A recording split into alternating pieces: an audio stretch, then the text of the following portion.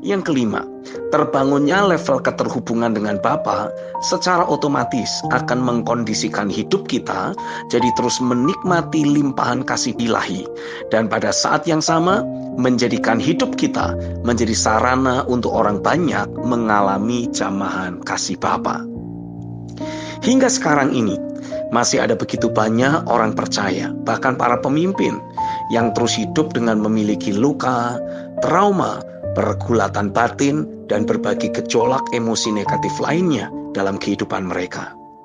Ada begitu banyak ruang kosong dalam batin mereka yang berpeluang untuk dijadikan tempat bermukim bagi para roh jahat, menjadi sumber dari adanya berbagai bentuk keterikatan atau kecanduan dalam hidup orang yang bersangkutan, mengkondisikan seseorang jadi tidak pernah betul-betul merasakan rasa rest atau istirahat yang sesungguhnya, ataupun rasa satisfaction, rasa puas yang hakiki.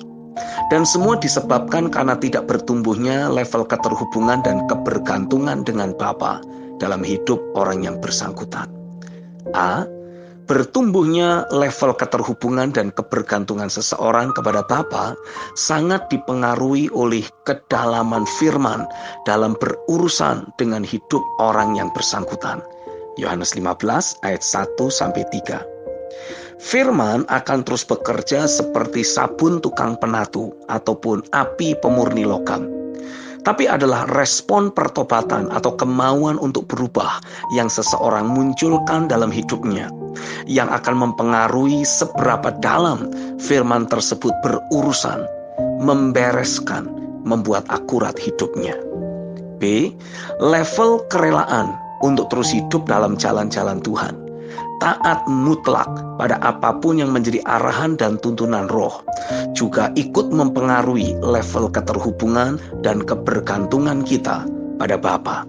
Yohanes 15 ayat 4-8. Menarik untuk memperhatikan kata tinggallah dalam ayat kelima yang ditulis di dalam Yohanes pasal yang ke-15. Kata tinggallah ditulis diambil dari kata Yunani meno yang memiliki arti berkelanjutan, terus bertekun. Dengan kita terus bertekun untuk melakukan setiap arahan atau firman yang pernah Tuhan berikan, kita sedang mengkondisikan diri tetap ada pada keterhubungan atau kebergantungan pada Bapa.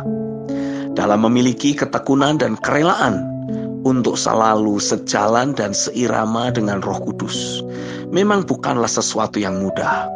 Terlebih karena kita hidup dalam dunia yang sangat jahat, dikuasai oleh sistem Babel.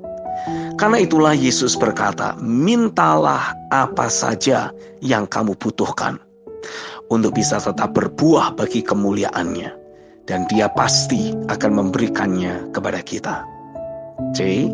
Salah satu ciri dari bertumbuhnya level keterhubungan dan kebergantungan yang kita miliki terhadap Bapa adalah munculnya kehidupan sehari-hari yang penuh dengan keceriaan yang bersifat ilahi. Yohanes 15 ayat 9-11. Cheerful life adalah merupakan salah satu karakteristik dari seorang anak yang sehat. Percaya penuh pada ayahnya, sepenuhnya bergantung pada kemampuan sang ayah dalam menghandle dan menanggulangi apapun permasalahan yang bisa dihadapi oleh sang anak. Dalam kitab Filipi, pasal yang kedua ayat 14-16 dalam terjemahan The Passion Translation ditulis seperti ini. Live a cheerful life without complaining or division among yourself. For then you will be seen as innocent, faultless, and pure children of God, even though you live in the midst of a brutal and perverse culture. For you will appear among them as shining lights in the universe, offering them the words of eternal life. Jalanilah kehidupan yang penuh dengan keceriaan, tanpa bersungut-sungut atau perpecahan di antaramu. Karena dengan demikianlah engkau akan dilihat sebagai pribadi yang tulus, tanpa salah, dan sebagai anak-anak Allah yang murni, meskipun engkau hidup di tengah-tengah kultur yang brutal dan jahat ini. Dan engkau akan muncul di tengah-tengah mereka sebagai sinar terang yang menerangi alam semesta, menawarkan kepada mereka perkataan dari hidup kekal itu. D. Memiliki dimensi kasih terhadap sesama yang makin meluap juga adalah merupakan karakteristik dari makin bertumbuhnya level keterhubungan yang kita miliki dengan Bapa. Yohanes 15 ayat 12-13. Selama seseorang terus dengan konsisten membangun persekutuan dengan Bapa, mengalami pekerjaan firman yang membersihkan dan menikmati limpahan kasih-Nya, adalah mustahil untuk orang yang bersangkutan terus menyimpan ganjalan atau kebencian terhadap sesamanya. Sebaliknya, sebagaimana Bapa terus mencurahkan kasih-Nya, Ia pun akan menjadi pribadi yang mengasihi sesamanya. Itu sebabnya Rasul Yohanes menegaskan, adalah merupakan suatu kejahatan untuk orang percaya terus membenci saudaranya sendiri. 1 Yohanes 2 ayat 9-11. Dengan dimensi kasih terus membanjiri batin kita, bahkan kita akan memiliki kerelaan hati seperti yang Yesus miliki, rela menyerahkan nyawanya bagi kepentingan banyak orang. Yohanes 15 ayat 12-13 menulis, inilah perintahku, yaitu supaya kamu saling mengasihi, seperti aku telah mengasihi kamu.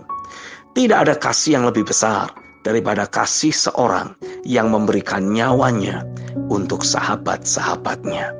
Amin.